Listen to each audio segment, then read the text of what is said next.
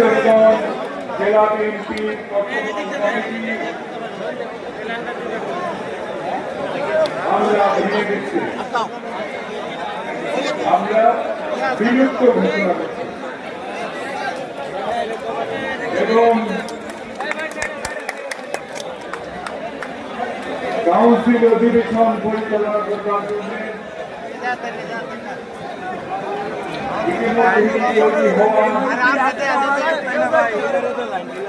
নির্বাচন কমিশনকে কাউন্সিল অধিবেশন পরিচালনা করবার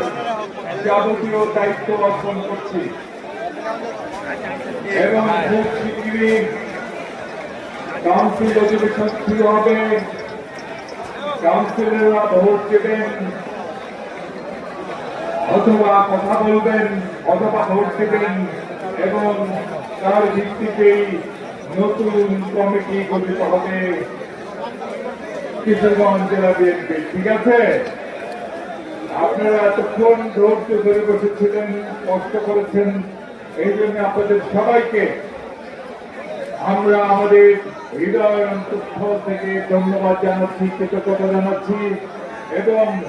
নির্বাচন কাউন্সিল পরিচালনা কমিটিকে দায়িত্ব গ্রহণ করা